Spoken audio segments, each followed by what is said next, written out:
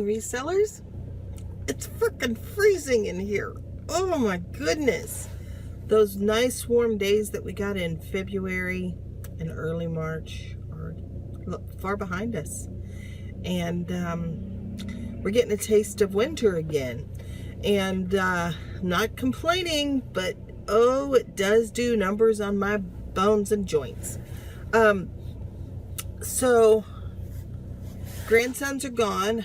I spent the whole day driving yesterday to drive them home and see my sisters and drive back. I got home about 6:30, I think. I left the house at 7 yesterday morning, so it was a long day. But they are squared away and back at home. And my house is thrashed from the top to the bottom.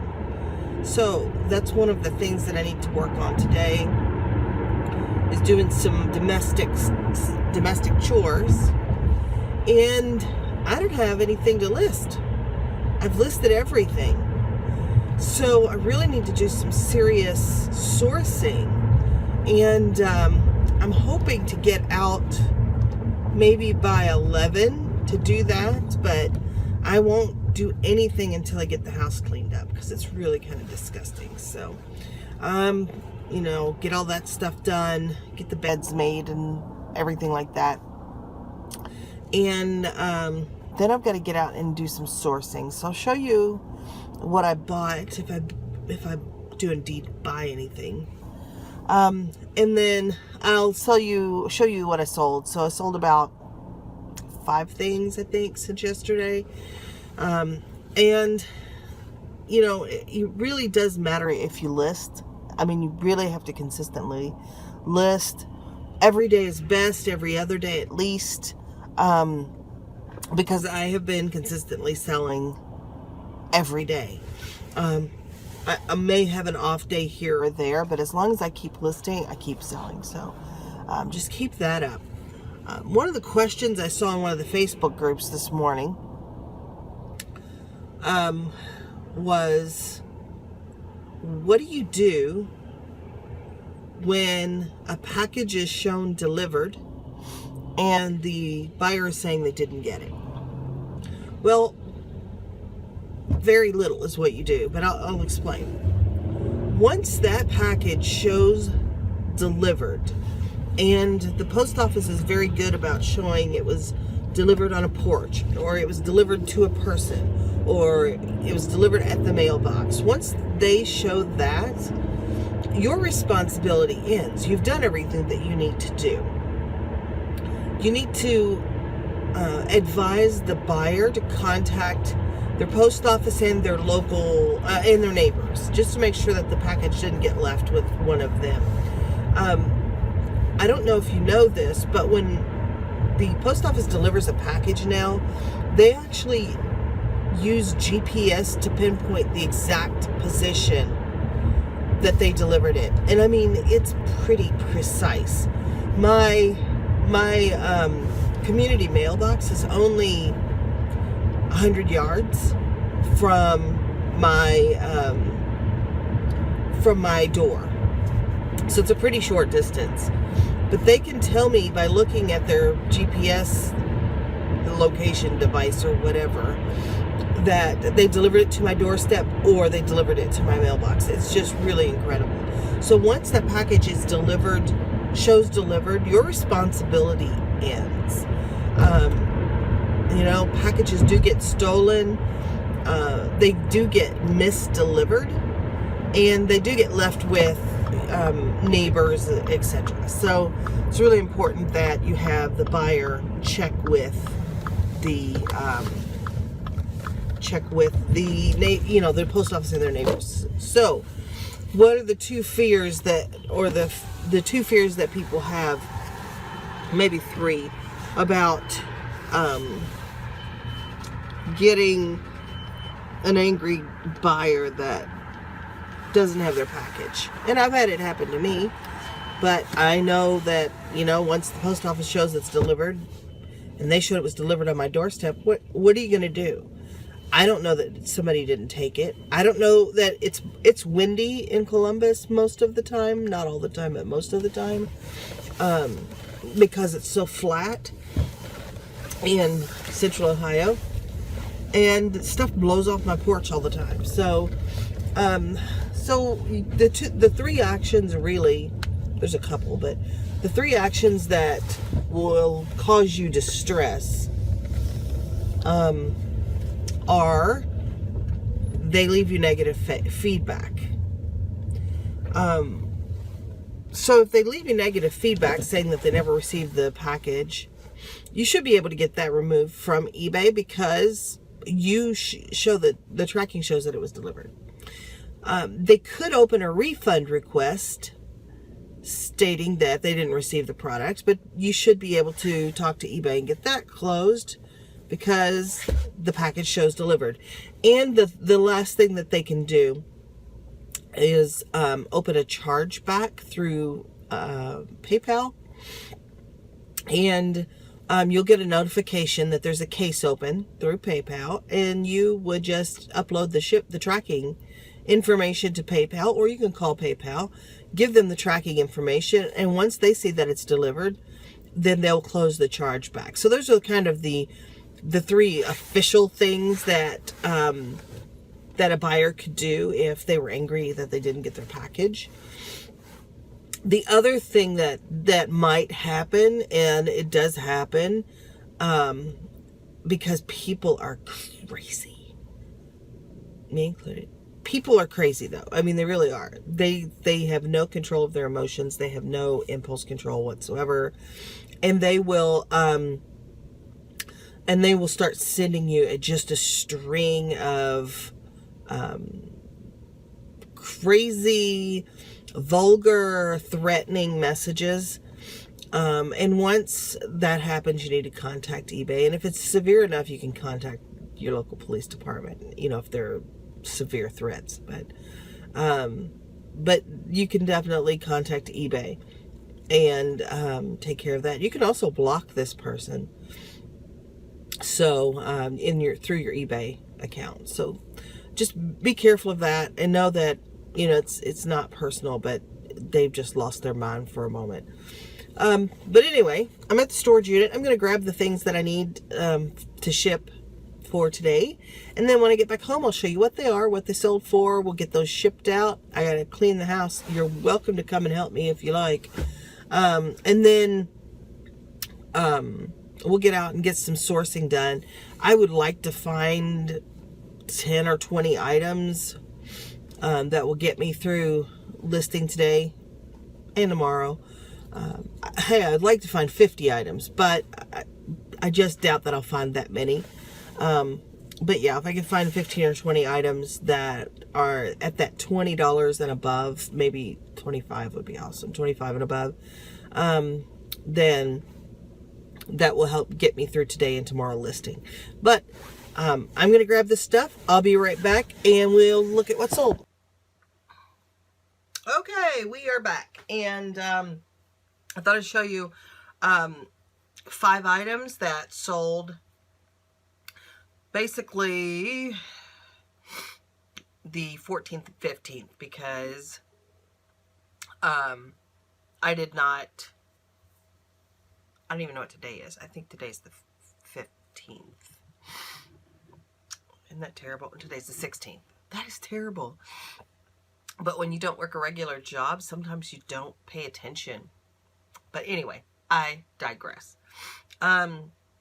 So the 14th things, like, they sold at night, and yesterday I only shipped out what I had already packaged up the day before because I had to leave so early. So that's why I have 2-day handling time, because it's really important to me that I get stuff shipped out within the time that I say, and I know that there are situations where I can't ship it out the next day. It's just not going to work. So I give myself 2-day handling time, and that's something to consider. I was really wanting to get that top rated status, and I know 1-day handling time is really important for top rated status, but because of the spring update, they have dropped, I wanted to get it for the discount because you get a 20% discount on your final value fees. And that's pretty significant. That would save me probably $100 a month, I'm thinking. And that's at the volume that I do now. As this grows, I mean, it would save me significantly more. But now they've dropped it to 10%, which is still money left on the table. But I have to offset that with, can I make that 1 day handling time every time? And I don't know if I can. So I think I might not switch to the 1 day handling time, which is, you know, I've talked to you about wanting to get that top rated status before, and I don't know now that they've changed it. But anyway, let's jump right into what sold. So I bought this for a couple of bucks, and I thought it's a General Electric oblong electric skillet that will be kind of a pain to ship, but it'll be okay. It won't be terrible. I think I paid $3 for it, and I thought it would sell better than it did, and it did sell for $16.99 plus shipping, so $27.04 total. But so I didn't make a ton on this. We're not going to retire or anything, but this is gone, and I'll know not to buy this again. The next thing that sold was another one of these Scotch tape things. I sold this for, let's see, $14.99 plus shipping for a total of $22.59. These are something that I was prepping. That's why they're in plastic. I was prepping for Amazon and realized that they were missing the tape roll because they sell for significantly more than $14.99. But because they had that defect, I had to sell them on eBay and advise that there was no tape roll. Anyway, I just sneezed, so now I sound all snotty. But I bought this for $2. It's a Hamilton Beach iced coffee maker, and I've had this for about 2 months, maybe 3. Sold it for $19.99 plus ship for a total of $36.44. So I don't know if I'd buy one of those again either. I mean, they're within the right margin, but who knows? Anyway, this is a voice activated Radio Shack answering machine that I paid $2 or $3 for probably about a month, maybe a little bit more than a month ago. I know that I've shown this in the videos to you, and I've only been doing these videos for a little over a month, I think, or right about a month. So $2 for this. This sold for $19.99 plus shipping for a total of $28.64. And then the last thing that sold is the thing I paid the least for. So I was at an auction, and this was last fall, so I've had these for a while. And I thought, that's kind of a vintagey looking box. And when I opened it, I noticed that it's all olive drab green, and it's very heavy. But these are military optics, and I don't know if they're for like targets or whatever. But these are like just miscellaneous pieces. But this is an amber colored optic, and here is a clearish optic. But anyway, I bought these for $1, and there was of course nothing like it because this is kind of a random like a random group of optics, and not knowing for sure what they were for. It says big eye binoculars, so those gigantic binoculars. But anyway, I forgot that I had researched and found that. But I didn't know what to price them for, so I kind of priced them high for a while, and then I gradually brought them down. I paid $1. I sold these for $24.99 plus shipping for a total of $37.49. And that seems a little high for that shipping. These are really heavy. They probably weigh a couple of pounds. Yeah, they weigh 3.5 pounds. So I'm going to have to wrap those and bubble wrap them and all that stuff. So they probably will weigh in between 4 and 5 pounds. So anyway, that's what I sold. I am going to get all this stuff ready to go because the mailman will be here in about an hour and a half. And one thing I do have to list, and I've got to figure out how to do that.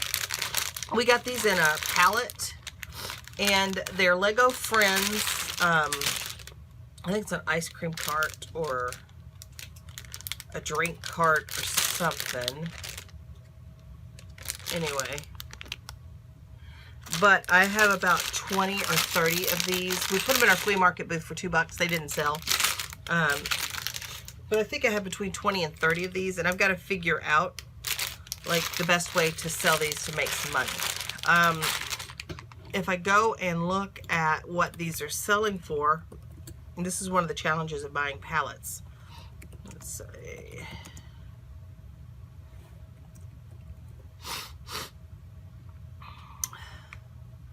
These sell for about $6.50 each with free shipping. $5.99, $6.89, $2.89 with shipping, $6.99 free shipping. I don't know that it would do any good to lot them all. Well, here's one. Emma's Cupcake Stand. They sold 4 of them for $13.94. So maybe if there's a market for that, maybe I'll lot them together and see what I can get. There's 5 of them. Oh, they're marketing them as party favors. How brilliant is that? So maybe I will put 10 of these together in a lot and sell them as party favors. That sold, 5 of them sold for $15.99 with free ship. They are so light that even probably 10 of them is first class shipping. So maybe that's what I'll do. Here's a lot of 10 of them that sold for $29.94 with free shipping. So I think that's what I'll do, is lot, as many lots of 10 as I can, because that's actually more, even with free shipping, that's more than we would get. So anyway, let me get this stuff shipped up. I'm really rambling today. I apologize for that. And then I'm going to do a number on this house, and then let's go get some stuff. Let's go see what we can find. I did have a Ronco rotisserie, Showtime rotisserie barbecue oven that was sitting back there for months. It's probably been back there for 3 months. I paid $10 for it. I think it was half off. I think I paid $5 for it. And if you haven't seen them, they're about this big, and they're kind of bulky to ship, and they have glass parts and a lot of moving parts. And I decided yesterday to part that out. So I was able to part out 1, 2, 3, 4, I think 5, 6 pieces, maybe 7. And the least amount was the thing that sold for the least amount of money was the knob for the timer, and that sells for $10 shipped. So I decided to part that out. Looks like parts for those sell fairly well, and I will get that stuff listed. So I do have those seven things to take pictures of, but I did write listings for those yesterday. So let's get some work done. I'll be back with you later.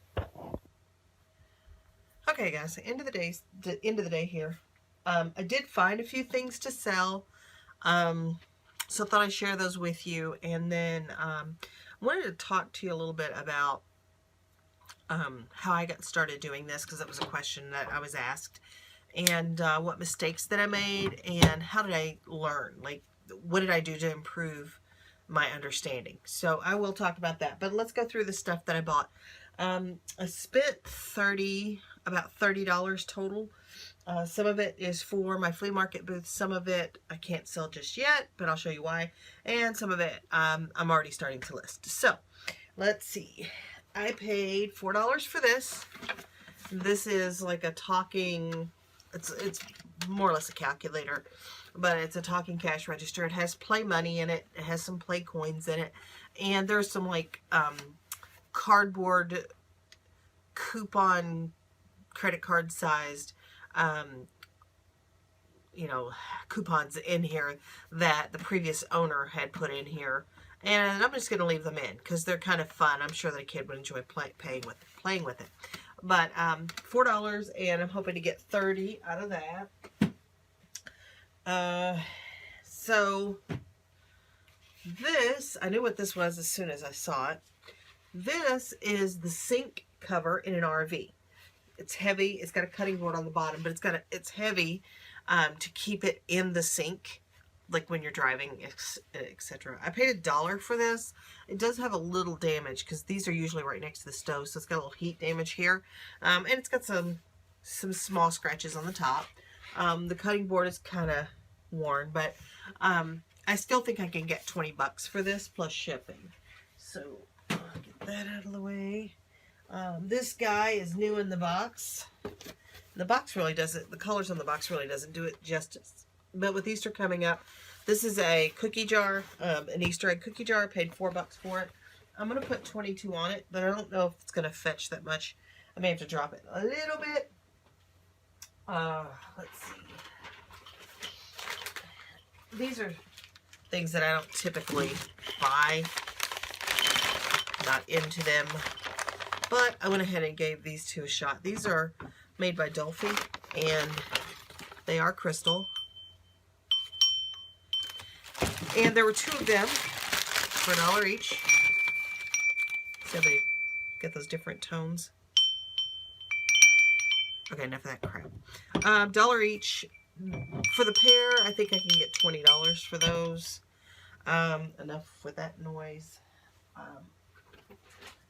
The thrift store was giving away a little bonus gift today if you bought something. So you got to choose like from a bin of wallets, and I chose this little pink one that says Alta Home, and it is leather, and it's got a little key ring in it, so bonus for me, I guess.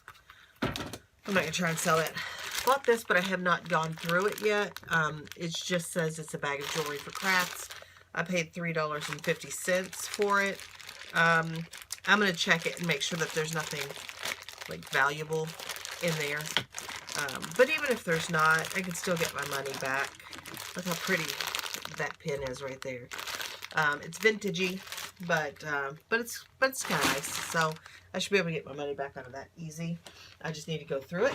This is for my flea market booth. This was a tin. This sold at TJ Maxx, and I'm sure other places, and it had handkerchiefs in it. And it was just like a Christmas gift kind of thing, but it's a bank, and it's Coca-Cola. I paid $1 for it. I'm going to put it in my flea market booth for $5 or $6. That should sell nicely there. Let's see. Oh. The stuff that I can't sell right now, the reason I can't is just there's not enough of it. So these are Weebles, and I paid 75 cents for them, and there's probably about $6 or $7 worth of Weebles right here.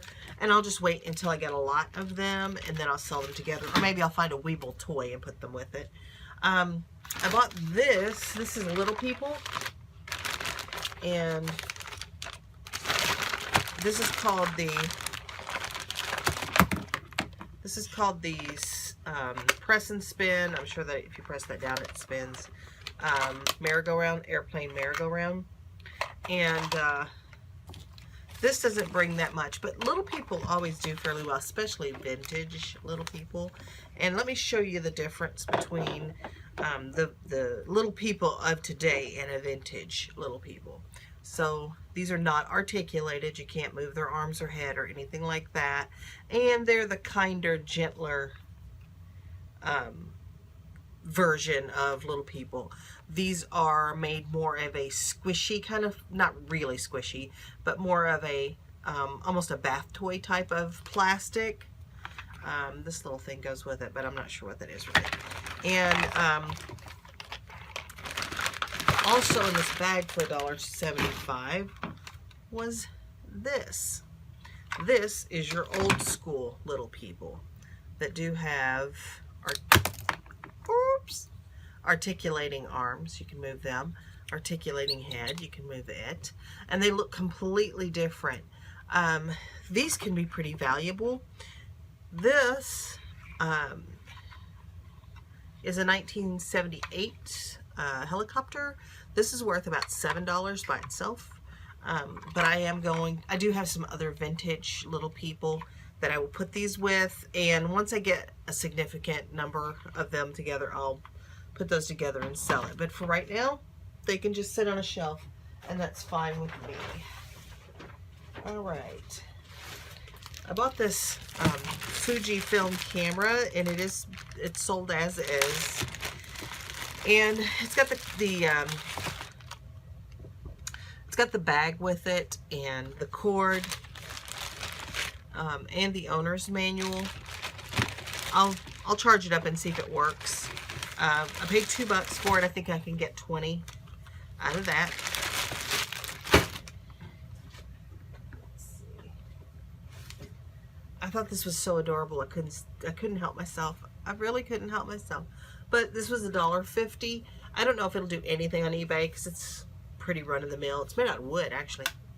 It's made out of wood, and I just knocked off some of the decoration. But anyway, these are really cute. This is really cute. If it doesn't do anything on eBay, and that's fine, I'll put it in my flea market booth for $6 or $7. Paid $1.50 for that. This is a NSA bacteriostatic water treatment unit. It looks like it's new, but it's been sitting around for a while. It has the line, because you would put this in, you would have to put water to it, but it's got the instructions and everything. I paid $2. I can probably get somewhere around 20 for that. And I bought this. This is ceramic, and it's nothing to write home about. And I bought this candle that I have no idea what that smell is. But I paid $5.50 for this, and this is probably going in front of my fireplace. Who knows at this point? But that's all that I got today. No home runs. Like, there might be a home run here, but you do what you can. So only one super duper nostalgic thing that I bought, and that was these stupid cats, but I can still make money on those. So how did I get started doing this? I have always had an interest, got a thrill, and have enjoyed thrift shopping. I love to get something for near nothing, and even if I end up giving it away or whatever, or reselling it or whatever. And that was kind of a hobby. When I moved to Columbus, Ohio in 2009, I moved here by myself, so no family here, and I probably didn't have friends that I hung out with for at least a year because I'm socially awkward. And so I would just go out thrift shopping maybe in the evening to kind of burn off some tension, because I was working as a claims adjuster at that time for an insurance company. And so, to burn off some stress, I go buy some stuff. And eventually I had so much tchotchkes and stuff sitting around that there really wasn't any room to put anything. And I'm not talking about hoarder status. I'm just talking about it was getting cluttered. So I overheard someone at work talking about selling on eBay, and I thought that's a way for me to be able to continue my, treasure hunting, and get rid of some of the stuff and maybe bring in some income. So I started doing that. I probably have had an eBay account since 2008, but I really never did anything with it. And then in 2011 was really when I started selling on eBay. And I was terrible. I didn't know how to research. I didn't understand shipping. I didn't understand keywords. I didn't understand descriptions. I took crappy pictures. It was a nightmare. It was a hot mess.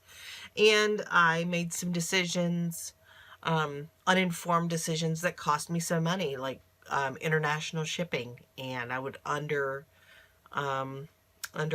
it, and it would cost me. I just wasn't, I didn't have a good understanding.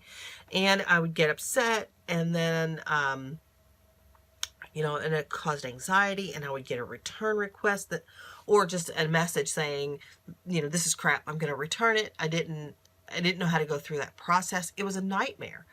And so really know if you haven't done this before, I get it. I understand your pain and the amount of information that you have to, intake to be able to have any kind of success at this at all.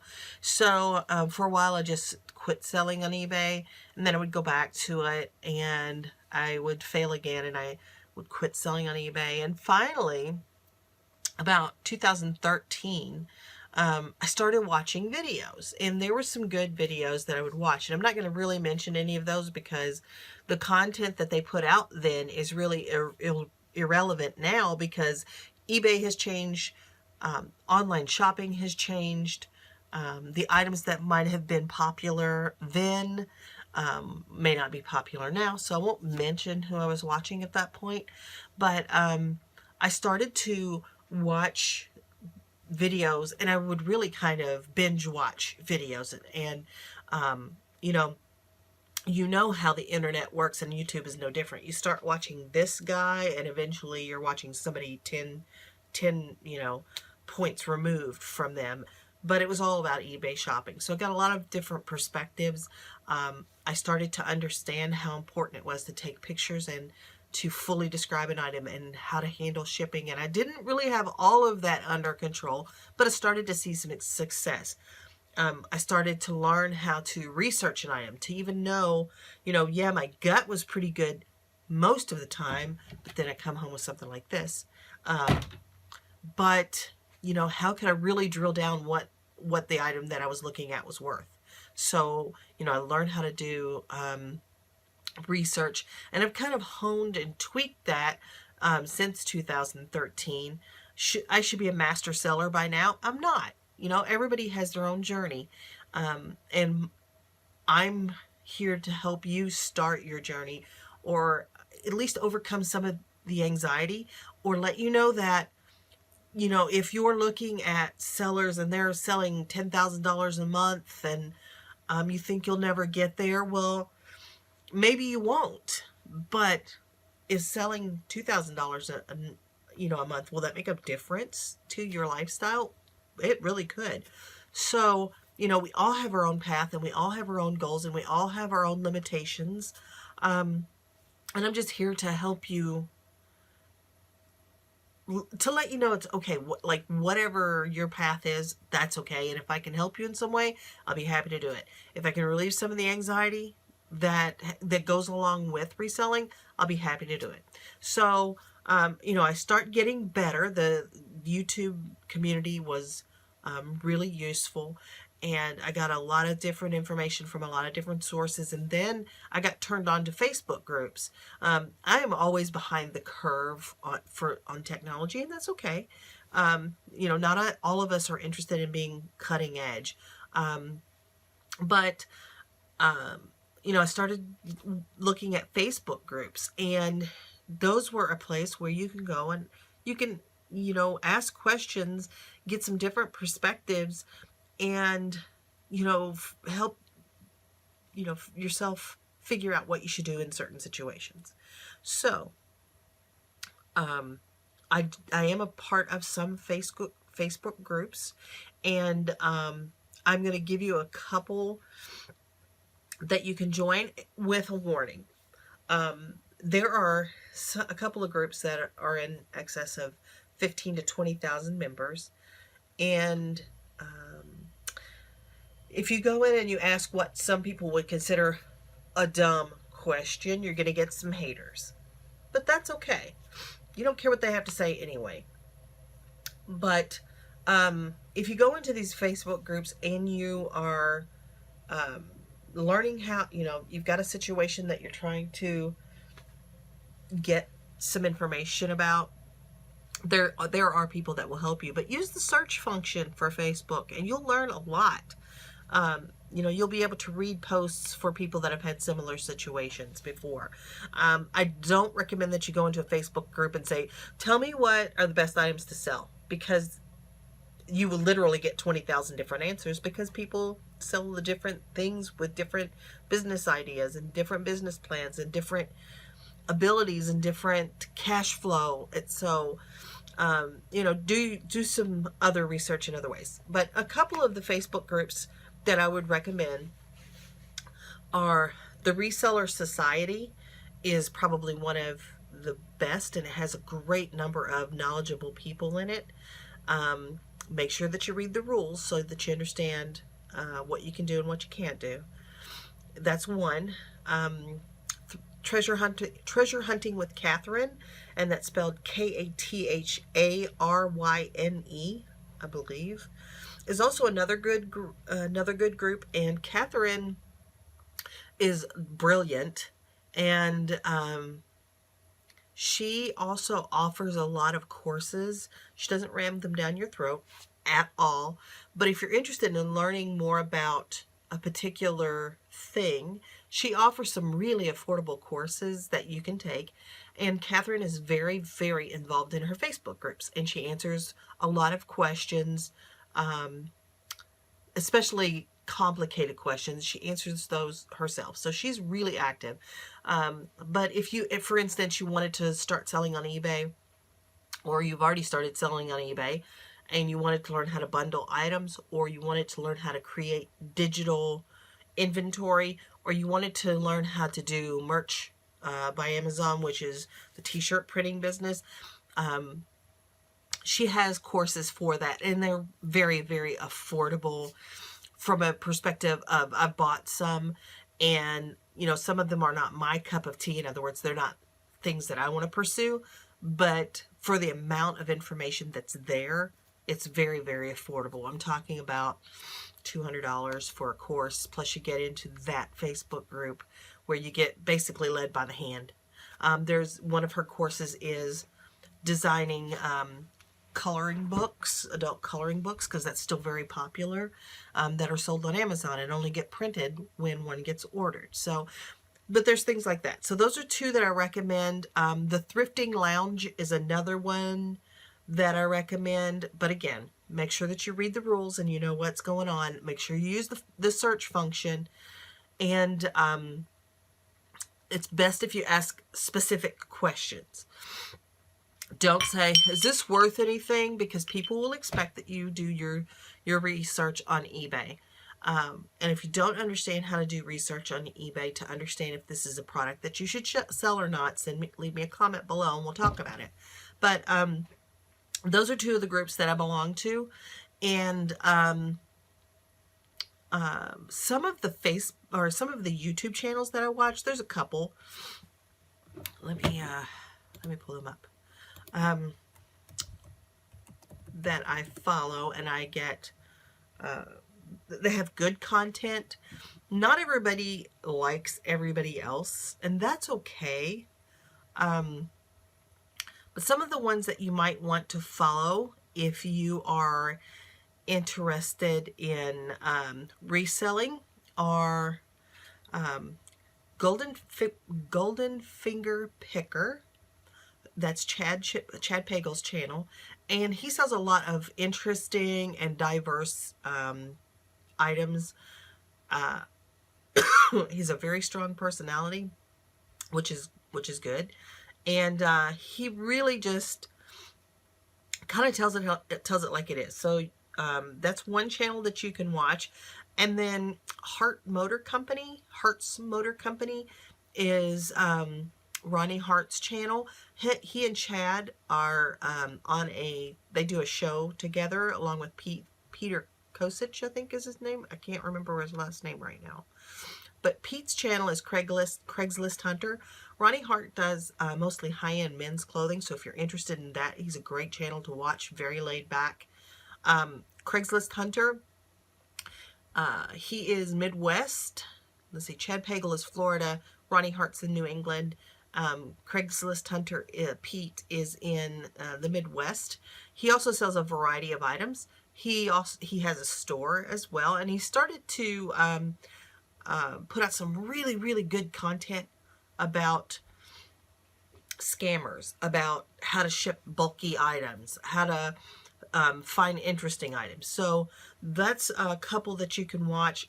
Picking Profits also has a really good channel about men's clothing, and he kind of was laying low for a while, but he's really started to put out some really good content lately as well.